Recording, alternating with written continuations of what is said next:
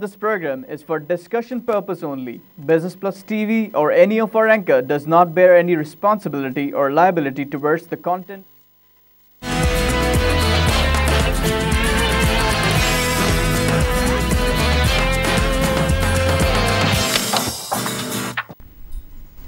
नाज़रीन, welcome to business today. मैं हूं अली नासिर। जिन मौज़ूआत के ऊपर हम गुफ्तगू करते हैं वो है बिज़नेस, इकोनॉमिक्स, फाइनेंस और इसके अलावा बैनुल-अक़वामी और मुकामी मंडियां और ख़ास तौर पे अहम सुर्खियाँ जो होती हैं दिन की, उनके ऊपर मुख्तसर तज्ज़िये, बहुत सारे मौज़ूआत आप लोग भेजते हैं।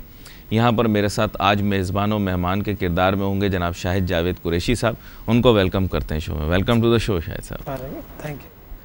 शाहिद साहब, गुफ्तगू आगाज़ करूँ इससे पहले आप बताता चलूँ कि ये कोई तहलका सा मचाया कि जी प्रॉपर्टी के ऊपर कोई नया टैक्स का कोई सिस्टम लागू होगा वगैरह वगैरह वगैरह। तो अब यह है कि मैंने उसे मुफस्सिल तौर पे पढ़ा नहीं, मुझे पता नहीं आपकी नज़र से गुज़रा। मुझे ये ज़रूर पता था कि ये कुछ करने वाले हैं। लेजिस्लेशन करना बहुत ज़रूरी थी। उसकी बुनियादी वजह यह है कि हमारे यहाँ प्रॉपर्टी प्राइसेस जो हैं वो स्पायरल अप हो गई हैं और लेकिन ये कोई पहली दफ़ा नहीं हुआ, इस तरह पहले भी हुआ है। मुझे आज भी याद है, एक सरकारी अफसर थे तो उनका पता लगा कि उन्होंने कमर्शियल प्लॉट लिया। आज की बात नहीं आपसे कर रहा, ठीक है, मैं आपको बताता हूँ ये कब की बात है। ये बात है 1996-97 की, ठीक है। जब बच्चा था मैं, उम्र छुपाऊँ तो ना सही बच्चा था मैं, तो तब भी आपको याद होगा प्रॉपर्टी प्राइसेस बड़ी जी 3 टाइम आया हमारे यहाँ। एक आया 96 वाला, फिर आया 2004-05 वाला। वैसे 15-20 साल के बाद एक आता है इस तरह का, मतलब इकोनॉमिक साइकिल एक चलती रहती है। फिर उसके बाद नहीं, उस टाइम भी बहुत ज़्यादा हुआ थी प्राइसिंग। फिर लोग बड़े रुले, स्टॉक भी साथ साथ चल रहा था। एक दोनों एक साथ ही उजाड़ते हैं और एक साथ ही तबाह होते हैं। तो अब मैं आपसे चाहूँगा कि थोड़ा सा आप बताएं कि अगर आपने कुछ पढ़ा या सुना है, फिर थोड़ा बहुत तज्ज़िया करते रहेंगे इस पर। एक्चुअली इसमें होता यह है कि गवर्नमेंट को इसके ऊपर थोड़ा सा कंट्रोल करना चाहिए था, जो वो नहीं करती है। इस वजह से प्रॉपर्टी इस तरह से वो मुख्तलिफ जो इसमें गेम खेलते हैं वो उनके हाथों में चली जाती है। तो नीचे फिर जो लोग हैं जिन्होंने बाइंग करनी होती है या बेचना होता है, तो क्योंकि नॉर्मली रेजिडेंस तो लोग अपने लिए ही खरीदते हैं, लेकिन वो फिर प्रॉपर्टी माफिया के हाथों में चली जाती है।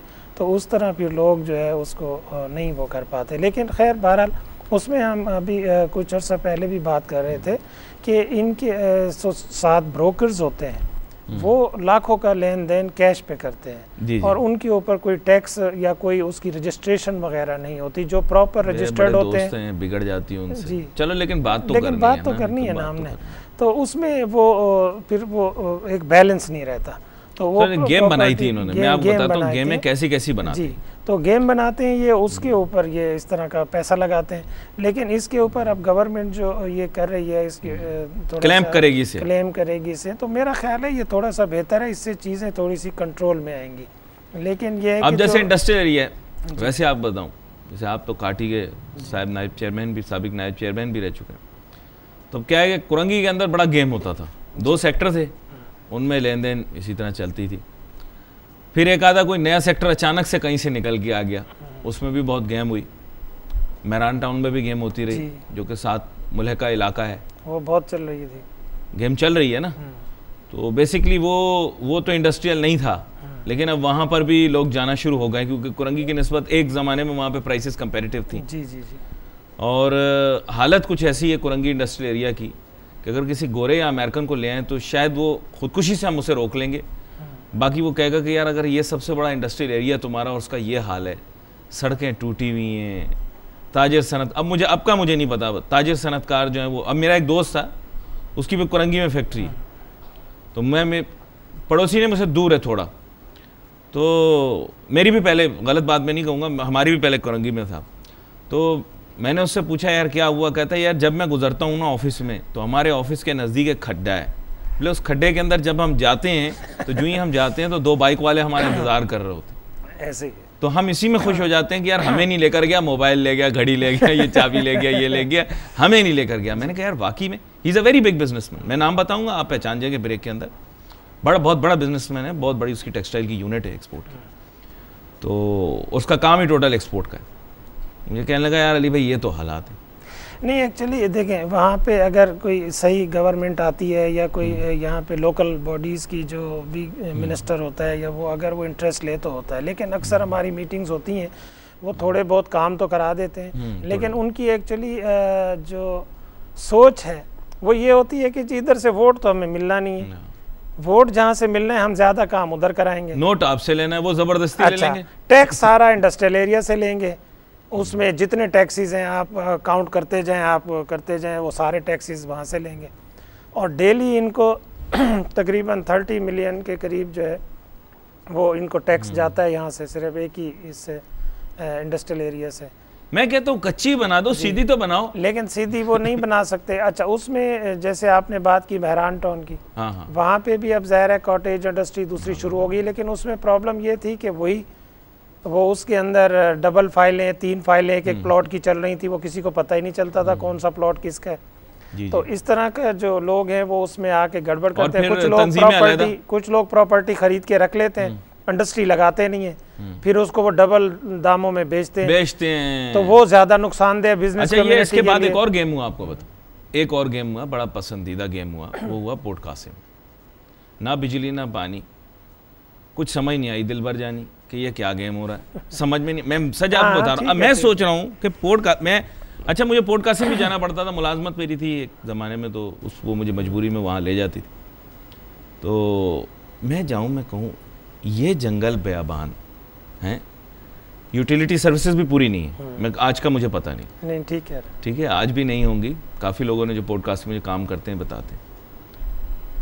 मैं वहाँ जा रहा हूँ, देख रहा हूँ कि ये तो बंजर बकवास ज़मीन है जिसकी कोई वर्थ वैल्यू नहीं। आई बी वेरी स्ट्रेट फॉरवर्ड। तो लोग वहाँ पर, मेरा एक ख़ास लफ्ज़ होता है डिस्को डांस, लेकिन आजकल मैं कम इस्तेमाल करता हूँ रमज़ान में, वो हकीकी तौर पर ही कुछ लोग कहीं उसको फॉलो ना करें। तो क्या देखूँ कि कुछ लोग वहाँ पर खड़े हुए, जैसे अभी गवादर के बारे में बातें करते हैं ना, इस तरह की फिजूल 3rd क्लास बातें पोर्ट कासिम के बारे में कर रहे थे खड़े हुए। यार पोर्ट कासिम तो हुण जड़ा बहुत बड़ा प्रोजेक्ट बने, इतने हुण ये जो टर्मिनल आ रहा है वो तो बाद वेखा जट बन जाना ने पाकिस्तान तो सब। वही जैसे सीपैक के बारे में लोग बातें कर रहे होते हैं ना, सीपैक मुल्क के लिए नाकाबिले पता नहीं क्या है, इस तरह की कुछ बातें लोग कर। मैंने कहा this is trash, garbage, because you have connected no utilities to it, you have made no business access to it।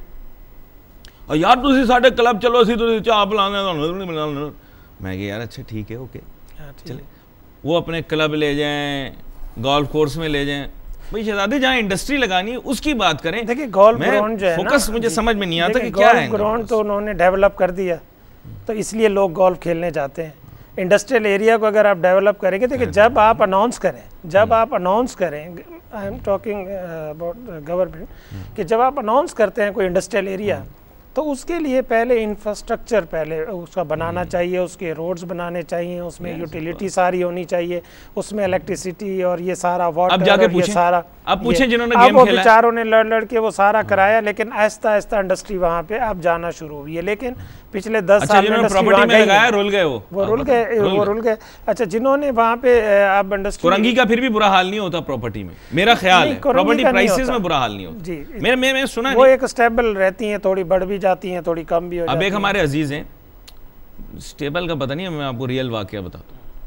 अजीज हैं हमारे, 2 करोड़ 20 लाख रुपए का उन्होंने कुरंगी में सेक्टर 5 में, मेरे ख्याल बहरान टाउन के सामने एक फैक्ट्री ली, और उसके बाद फिर प्रॉपर्टी प्राइसेस गिर गई। 2005 में उन्होंने ली थी शायद गालिबन, प्रॉपर्टी प्राइसेस गिर गई। उनको किसी ने कहा 170 उन्होंने नहीं दी, किसी ने बोला 160 उन्होंने नहीं दी। 2009 में 130 में निकाली, और वो भी सर का दर्द समझ के जान छुड़ाई।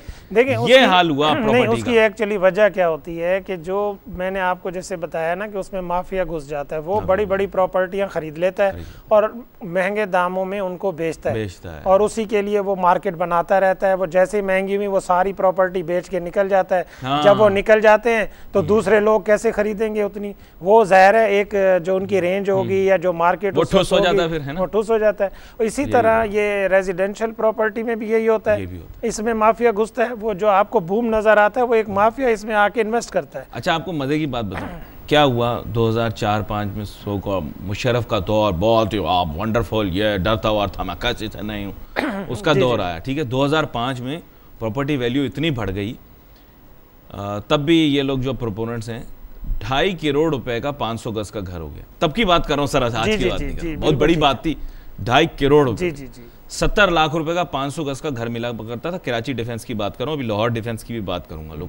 लोग मुझसे कहते हैं यार लाहौर डिफेंस का, सारे डिफेंस पे मेरी नज़र है इस मुल्क के, डिफेंस हाउसिंग अथॉरिटी नज़र है मेरी।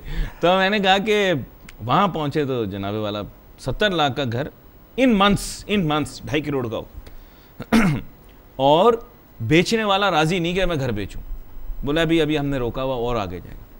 प्रॉपर्टी एकदम क्रैश कर गई 2005 में। लोगों को स्टोरी का नहीं पता, ये सब पसे पर्दा हो रहा था।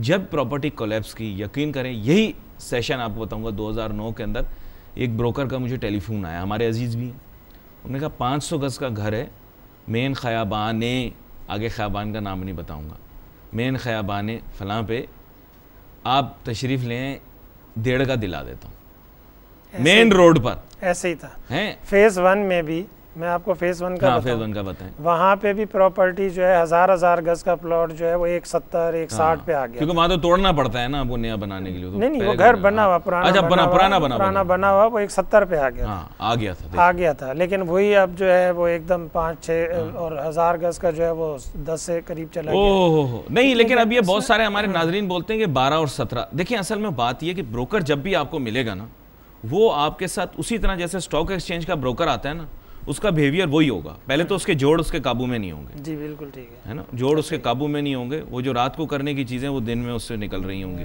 वो फौरन आपसे मिलते होगा प्रॉपर्टी बड़ी चढ़ी, क्योंकि उसकी दुकान वही है, he has to sell, buy and sell. लेकिन इसमें भी मैं कहता हूँ कि ये ब्रोकर्स में कंट्रोल होना चाहिए। कंट्रोल इसलिए होना चाहिए कि इसमें हर चलता फिरता आदमी इसमें इन्वॉल्व हो जाता है, वही मार्केट बनाता रहता है। आपको ड्रामा बताता हूँ ना, अब आप मुझे बताइएगा, दिल पे हाथ रखिए। देखिए वही मार्केट बनाता रहता है, उनका कोई प्रॉपर ऑफिस नहीं होता, प्रॉपर कोई उनकी रजिस्ट्रेशन नहीं होती। इससे भी गवर्नमेंट अच्छा रेवेन्यू कमा सकती है। अगर इनकी रजिस्ट्रेशन शुरू कर दे और लाख रुपया फीस रख दे तो गवर्नमेंट को अच्छा खासा रेवेन्यू आ जाएगा। तो इससे क्या होगा, हर बंदा ब्रोकर है यहाँ। अच्छा, हर बंदा ब्रोकर है। और उससे क्या होता है कि वो होता ये है कि आप इंडस्ट्रीज भी आजकल सब ब्रोकर बन गए, यकीन करें। कुछ इंडस्ट्रीज के पास जा तो पीछे अलमारियों में फाइलें रखी होती हैं। पैसा तो कहीं ना कहीं लगाना है ना, पैसा तो कहीं ना कहीं लगाना है। मैंने कहा फैक्ट्री कैसी चल रही है, कह रही वो नहीं टूट, वो वाली फाइलें, नाम नहीं बताया हाउसिंग सोसाइटी का, वो वाली फाइलें ठीक चल रही है। आपने बात की मुशर्रफ साहब के दौर की, उसमें एक सबसे बड़ा जो गलत काम हुआ वो ये हुआ, जो बैंकों से, हालांकि उनकी नीयत अच्छी थी, उनकी नीयत अच्छी थी कि इंटरेस्ट रेट कम करके लोगों को हम लोन्स दें। वो आराम से अगर गाड़ियां निकालते हैं 10 लाख की, 8 लाख की, 5 लाख की, तो वो बेच के उससे पैसे से कुछ अपना कहीं इन्वेस्ट करेंगे, अपना कोई बिजनेस भी करेंगे। थोड़ा सा इस तरह से एक थिंकिंग अलग। सर ये मैं आपको अंदर राज की बात तो बताऊं। लेकिन सर उसमें हुआ क्या, उसमें वो लोग जिनकी 15-15 हज़ार तनख्वाह थी, 10-10 हज़ार तनख्वाह थी, उन्होंने भी बेचारों ने इधर उधर से डॉक्यूमेंट्स बना के गाड़ियाँ, उसमें किसने कमाया, बैंकों के अपने ऑफिसर्स ने इतना कमाया पैसा। और बाद में पता चला 5 साल के बाद वो ना पैसा मिला, गाड़ियां बैंक ने नीलाम की, बहुत सी गाड़ियां मिली नहीं। तो इसी तरीके से लोन्स भी वो लोग लेते हैं जो पॉलिटिशियंस बिजनेस करते हैं, सही बात जो पॉलिटिशियन बिजनेस करते हैं वो माफ़ भी करा लेते हैं। और फंसता कौन है, बिजनेसमैन जो बेचारा लोन लेता है, 5% प्रॉफिट नहीं होता और वो 15% बैंक को दे रहा होता है, कहाँ से देगा। सर यही तो मजबूरी इस मुल्क की, अलमिया भी यही है। मैं यहाँ आपको एक मजे की बात बताऊँ, मुशर्रफ ने खास तबके को खुश रखना था ताकत में रहने के लिए, जिसकी लोगों को पता नहीं ना सर। देखें मीडिया जो बताती है लोग बिलीव कर लेते हैं। मीडिया वो बता रही थी मुशर्रफ के बारे में, वो मीडिया, अच्छा लोग जो है ना समझते हैं if it's on TV it must be true. भाई ये नहीं है, मीडिया के सारे लाइसेंस उसने दिए थे मुशर्रफ ने, और मीडिया चैनल के जितने ओनर्स थे वो मुशर्रफ से इंडेटेड थे। इसीलिए तो मुशर्रफ की आज तक तारीफें करते हैं और उसकी जान उन्होंने छुड़वाई है कि मुशर्रफ आज रिहा हो गया, मुशर्रफ कल रिहा हो गया। ये सब एक मुनज़्ज़म लॉबी है, उनका मकसद ही ये था। और इन सब को खुश करने के लिए, पैसिफाई करने के लिए मुशर्रफ ने, अब मैं और नाम नहीं लूँगा, मेरे सूरज के नज़दीक ना मेरे पर जल जाते हैं, कुछ इदारों के मुतालिक मैं बात नहीं करता। इसने कुछ लोगों को पैसिफाई रखना, वरना 6 साल 8 साल 9 साल जो भी बावर्दी ये रहा है, ये रह ना पाता। इसने सबको सेटिस्फाई करने के चक्कर में रियल एस्टेट का स्टॉक एक्सचेंज बना दिया। वही उसी से तो ये सारा बेड़ा गर्क हुआ, दुकान चलाई। और ओपन प्लॉट फाइनेंसिंग जो आप बता रहे हैं ना, जी जी, ओपन प्लॉट फाइनेंसिंग उसने रोला है और बैंकों की नियत साफ, उसमें जाली डॉक्यूमेंट्स के ऊपर लोगों ने प्लॉट्स के लोन लिए और बाद में जब बैंक बेचने गया तो वो जो 1 करोड़ का प्लॉट बैंक ने उनको लोन दिया था, क्योंकि उनके सारे अफसर मिले हुए थे बैंकों के, उन्होंने क्या वो 50 का क्या 40 का भी नहीं बिका। तो इसमें कौन था? जो वेरीफाई कर रहा है वो भी इन्वॉल्व था, जो दे रहा है वो भी, जो सिग्नेचर कर रहा था वो भी। अब इस तरफ तो वो गवर्नमेंट ध्यान नहीं देती है कि ये कैसे चीजें निकल गई। एक बिजनेसमैन अगर लोन लेता है उसकी तो आप खाल तक जो है ना वो जो बिल्कुल वो कर लेते हैं, बाल की खाल निकालते हैं। लेकिन आप अगर दूसरों को लोन देते हैं वो अपने मर्जी के डॉक्यूमेंट्स बना के सारे साइन भी कर लेते हैं और खुद निकल भी जाते हैं, तो ये मुझे समझ नहीं आती। तो बात ये है कि इसके ऊपर कंट्रोल कौन करेगा? अपना जाती मुफाद होता है। वही ओपन प्लॉट फाइनेंसिंग आपको पता है क्यों की गई? हम लोगों को ओपन प्लॉट फाइनेंसिंग क्यों की गई? पहले ये डॉक्यूमेंट्स निकालें कितने बैंकरों ने ओपन प्लॉट फाइनेंसिंग करवाई, फिर आपको ड्रामा पता लगेगा कि ये सारी ड्रामा था क्या। ये ड्रामा ये था कि बैंकर खुद इसमें घुस गए, इस बिजनेस में, रियल एस्टेट के बिजनेस में। भाई देखे ना, सारा काम तो आपके पास हुआ धरा है, आपको सारा पता है कि मार्केट किस तरफ जा रही है। और देखें मुशर्रफ का नाच वो लोग मतलब शोर वो ज्यादा मचाते हैं जो अमीर हैं। जो रुला हुआ बंदा है उसको तो आज पाकिस्तान के सदर का नाम ही नहीं पता। टीवी पर एक प्रोग्राम आ रहा था, वो खातून बोल रही है मुझे पता ही नहीं कौन है, पता ही नहीं है कौन है वो, कभी किसका नाम ले रही है, कभी किसका नाम। गरीब आदमी को क्या पता मुल्क का सदर कौन है। ये जो ज्यादा मुशर्रफ वंडरफुल ये इंग्लिश, वो इसलिए कहते हैं क्योंकि they were in the echelons of power, corridors of power, they were wealthy rich. सनतकार कारोबारी आदमी को तो उसने बना दिया, लेकिन नीचे की जो बेस है ना मुशर्रफ तैयार नहीं कर सका। लोग कहते हैं उस पर क्यों तनकीद करते हो, इन पर भी तनकीद करो। इन पे कम करते हैं, इन पे कम करते हैं। अच्छा, यहाँ पर एक चीज़ आपको और बता दूँ, ये जो बैंकर घुसे ना रियल एस्टेट बिजनेस में, असल ड्रामा इन्होंने खेला। वो यहीं से तो प्रॉपर्टी का बेड़ा गर्क हुआ। अच्छा, अब उसमें हुआ क्या कि जो खेल रहे थे वो तो खेल रहे थे, लेकिन जो नीचे लोग जो थे, सफ़ेद तबका जो लोग था, वो जो अपने घर के लिए प्रॉपर्टी बनाने के लिए पैसे जोड़ते थे, चीज़ें बनाते थे 20-20 साल में, वो उनकी रेंज से निकल गई। और जिस मुल्क के अंदर ये सफ़ेद पोश तबका ही नहीं होगा तो वो क्या करेगा? तो वो मुल्क क्या तरक्की करेगा? इंडिया में मलेशिया का मिनिस्टर गया इन्वेस्टमेंट डेलीगेशन लेकर, और उनकी मिनिस्टर ने उनको किस चीज़ पे जोर दिया बार बार? उन्होंने कहा जी हमारे मुल्क के अंदर जो मिडिल क्लास है वो मोर देन 60% है। तो अब आप देखिए, इंडिया वालों ने मार्केट किया खुद को कि वो मोर देन हमारे यहाँ 60% है। तो आप अंदाज़ा कर सकते हैं कि हमारी इकोनॉमी कितनी स्ट्रॉन्ग होगी, हमारे यहाँ स्ट्रेंथ कितनी होगी। तो बात यह है कि जब दरमियाना तबका जो मिडिल क्लास तबके को आप स्ट्रॉन्ग नहीं करेंगे, आप ऊपर या चले गए या नीचे चले गए, तो वो तबका ख़त्म होगा तो मुल्क तरक्की नहीं करेगा। मलेशिया की आपने बात कर दी, दिल के तार छू दिए। दरअसल ये जिस तरह का मॉडल लाना चाह रहे हैं मलेशिया को रिप्लिकेट कर रहे हैं, ये बेसिकली जो लाना चाहिए। एक मैं बात बता दूं नाजरीन को, मलेशिया की प्रॉपर्टी प्राइसेस इस वजह से ज़्यादा एस्केलेट नहीं हो पा रही क्योंकि उसकी मार्केट डायनेमिक्स उतनी अच्छी नहीं है। I'll be very frank, लेकिन देखें उसको गवर्नमेंट ने कंट्रोल किया कैसे? अभी मैं एक प्रॉपर्टी आपको बताता हूँ कि वो ली 5 साल 7 साल पहले MM2 में, ठीक है। अब वो खुद भी रहते थे, रेंट आउट भी की हुई थी, लेकिन रेंट उसका स्टेबल था। आप उस रेंज से ऊपर जा ही नहीं सकते मैक्सिमम। अच्छा, वहाँ उल्टा है, वहाँ फ्लैटों का रेंट जो है वो थोड़ा ज़्यादा होता है और बेंगलोज का कम होता है, क्योंकि फ्लैटों में पूरी मेंटेनेंस और ये सारी चीज़ होती है, वो बेंगलोज में खुद करना पड़ता है सारा।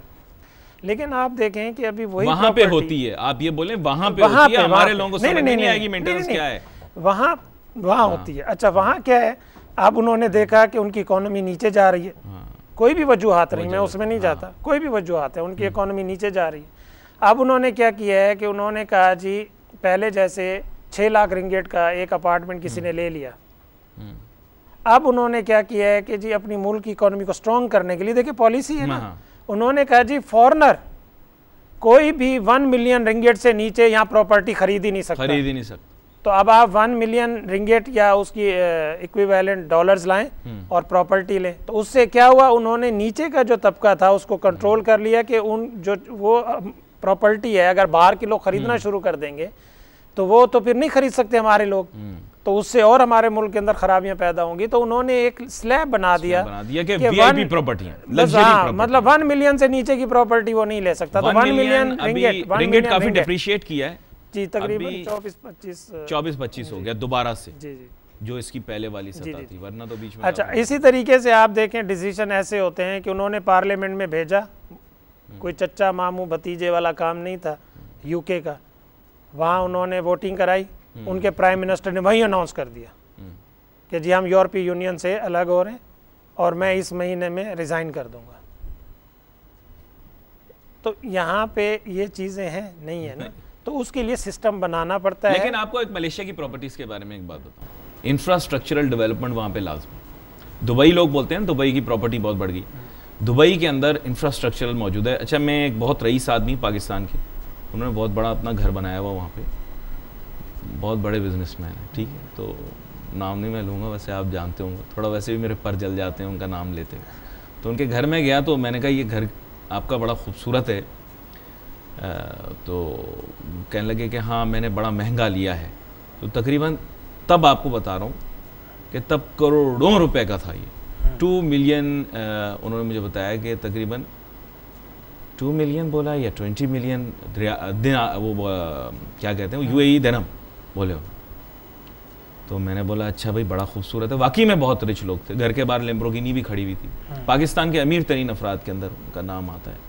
वो खुद इतने अमीर नहीं है जितना उनके पीछे जो पार्टी वो अमीर। तो मैंने कहा सारे पैसे आपने, कहने लगे सारे पैसे हमारे यहाँ नहीं दिए, वो तो कुछ सिलसिला पेमेंट्स का अलहदा था और 20% हमने रोक दिए कॉन्ट्रैक्टर के। मैंने कहा वो क्यों? कहती गवर्नमेंट हमें सपोर्ट करती है कि ठेकेदार 2 नंबर होते हैं, चेटर होते हैं दुनिया भर के अंदर, कंस्ट्रक्शन के ठेकेदार। तो जब तक 2 साल तक हम मुतमईन नहीं हो जाएंगे कि इसने काम ठीक किया है, तब तक के हम उसको नोटू नहीं देंगे, हम उसके 20% रोक के रखें। देखिए ये है ना, पैसे दाम उनकी मतलब के हैं, लेकिन कंस्ट्रक्शन क्योंकि खुद कराई तो हमने उसका पैसा रोक लिया। गवर्नमेंट हमें सपोर्ट करती है इस मामले में, तो 20% उसको 2 साल के बाद देंगे। अब आपने मलेशिया की जो प्रॉपर्टी की बात की, अब देखिए गवर्नमेंट आवाम को सपोर्ट कैसे करती है। यहाँ किसको करते हैं? जो अपने नारे लगाने वाले होते हैं। जो भी बैंकों में आपको पता है जो गाड़ियाँ पंजाब में इन्होंने देनी शुरू की अभी गवर्नमेंट ने, उसमें इन्होंने सबसे पहले ही बैंकों को कह दिया जी 10,000 जो है ना ये हमारे बस इन बंदों की ये लिस्ट आ रही है, आपने इनको देना है। दिखाने के लिए 10,000 लोगों को गाड़ियां दे दीजिए, लोन दे दिए, येलो कैब दे दी, ब्लू कैब दे दी और पिंक कैब, मतलब पसंदीदा लोग। तो बात ये, तो बाकी लोग भी तो आवाम आपकी है ना, वो क्या कर रही है, उसको क्यों नहीं सपोर्ट करते? मलेशियन गवर्नमेंट की आपने बात की, तो उन्होंने अभी क्या किया है, उन्होंने ये किया है कि जो प्रॉपर्टी चाहे बेटा खरीद रहा है, बहन खरीद रही है, माँ खरीद रही है, जो फर्स्ट टाइम प्रॉपर्टी ले रहा है मलेशिया में, उनका अपना मलेशियन, वेदर वो चाइनीज मलेशियन है या मले है, ये जो है जो मलेशियन है उनका अपना, हाँ जो भी है, उन्होंने उस पे टैक्सेस जो हैं, जो फर्स्ट टाइम प्रॉपर्टी ले रहा है अपने लिए, उन्होंने 50% उसका टैक्स वेव ऑफ कर दिया, उसके अंदर जो टैक्स लागू होता है दूसरों के लिए जो होता है। तो इनकरेज करने के लिए, इनकरेज करने के लिए कि हर किसी का अपना घर हो जाए। यहाँ क्या होता है, यहाँ लोग बेचारे घर सस्ता मिल रहा है जी, लोग जाके देखते ही नहीं है कौन सी जगह पे ये प्रोजेक्ट अनाउंस हुआ है, वो बिल्डर पैसे लेता है चला जाता है वहाँ ना। खूबसूरत सी लड़की रखते जी, कराची एयरपोर्ट से सिर्फ 3-4 घंटे की मुसाफत पर ठोकर न्याज बेग के नजदीक लाहौर के वस्त में, मतलब इस तरह का ऐड बनाते हैं। आप सुपर हाईवे पे देख हवादार 30 साल से प्रोजेक्ट अनाउंस किए हुए, लोगों से पैसा लिया हुआ है, लोग बेचारे जाके देखते नहीं है, बस वो जाके देखते हैं यहाँ हमारा प्लॉट है, यहाँ हमारे लिए दूर दिखा देते हैं, वो बीच में आपका अच्छा, वहाँ कोई नेटवर्क नहीं है, कोई रोड सिस्टम, 2-4 रोड बना देते हैं। आजकल तो पौधे वैसे ही आते हैं ना, 4 दिन में बड़े हो जाते हैं, वो लगा देते हैं 5-10, तो बस वो लोग बेचारे देखते नहीं। लेकिन फोटो खिंचवानी होती है तो 3-4 ट्रैक्टर लाके, जी, लेकिन उसमें होता क्या है, होता ये है कि वो बेचारे ज़हर है शहर के अंदर अब प्रॉपर्टी कहाँ ले सकते हैं। अब जब आपकी प्रॉपर्टी उन्हीं लोगों के हाथों में खेल रहे होंगे, तो नीचे वाले लोग तो बेचारे ले ही नहीं सकते, ना रेंट आपके काबू में रहेगा ना प्रॉपर्टी। उसके लिए कौन? गवर्नमेंट पॉलिसी बनाती है ना। लेकिन यहाँ पॉलिसी क्या बनती है, आपके दूध के यहाँ पे पैसे बढ़ जाते हैं, कोई रोकने वाला नहीं है। चीज़ों पे एक शॉप के ऊपर चीज़ अगर 150 की मिल रही है, बराबर वाला ही उसके जो है 200 की बेच रहा है, वही सेम चीज़, सेम कंपनी, सेम सारा, कोई मॉनिटरिंग नहीं है। तो बात यह है कि प्रॉपर्टी के हवाले से अगर ये चीज़ों को कंट्रोल नहीं करेंगे और उसमें एक लिमिट्स नहीं बनाएंगे, तो ये इनके कंट्रोल से बाहर हो जाएगी। और फिर मजे की चीज़ आप देखिए, प्रॉपर्टी को इनकरेज करने, आप एयरपोर्ट के ऊपर मलेशिया के खड़े, वहाँ पे यंग लोग काउंटर पे खड़े होंगे कि सर आप आएँ हमारे मुल्क के अंदर और दूसरा घर बनाएं इससे अपने घर, ताकि प्रॉपर्टी इनकरेज हो कि और प्रॉपर्टी डेवलपमेंट। और अब जैसे आपने बताया कि उन्होंने लोअर स्लैब लगा दी है कि भाई इससे ऊपर का लेना है, हाँ, नीचे का नहीं लेना। उसके अलावा फिर आप ये देखिए कि प्रॉपर्टी देखने का मज़ा आ जाता है, आंखों को तरावट मिलती है। पुत्रा जाया बंदा जाता है, जो उनका नया दारुल हुकूमत है, नया दारुल हुकूमत, सही है ना। आप वहाँ जाएं, ऐसे ऐसे सड़कें साफ हैं। वो भी शहर के अंदर शहर है, शहर के अंदर शहर है। आप एयरपोर्ट से कुआलालंपुर जाते हैं, दरमियान में ही उन्होंने बना दिया पुत्रा जाया, और खाना जमीन पर गिर जाए आप उठा के खा लें, ऐसी सड़कें साफ हैं। लेकिन क्यों है वहाँ उन्होंने अलाउ नहीं किया हुआ, कोई मोटरसाइकिल की शॉप नहीं होगी, कोई पंचर की शॉप नहीं होगी। यहाँ तो जिसकी मर्जी आती है सड़क पे बनवाता है लकड़ी का केबन और बैठ जाता है, कोई पूछने वाला नहीं है। और यही केएमसी वाले जाते हैं, उससे 1000 रुपये रोज लेके जेब में रख के चले जाते हैं, केएमसी में खुद ऊपर पता ही नहीं होता।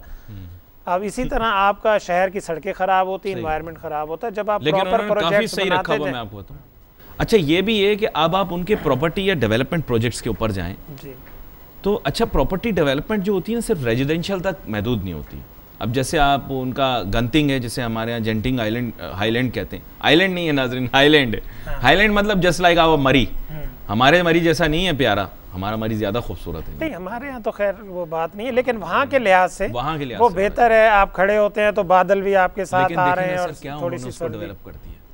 वो एक चाइनीज को दी थी, रिचेस्ट बन गया था वो आदमी, नहीं एशिया का जी, एक वक्त पर। वो एक चाइनीज को दी प्रॉपर्टी उन्होंने, और उसने डेवलप किया उसने उठा दी। और आपको पता है वहाँ पे फर्स्ट वर्ल्ड के नाम से होटल है, जो दुनिया का सबसे बड़ा होटल है, 1001 कमरे हैं उसके अंदर। अगली दफा रहूंगा आपके साथ, अभी जाना है। नहीं बिल्कुल, फर्स्ट वर्ल्ड में जाके रहेंगे, तैयार रहें, लेकिन नीचे ना जाना, वहाँ पर कुछ ऐसी चीजें होती हैं वो हमें नहीं करने देते, कहते हैं आप लोगों का पासपोर्ट पाकिस्तानी है। नहीं ऐसा नहीं है, वो आपको ज्यादा अंदर भेजते हैं।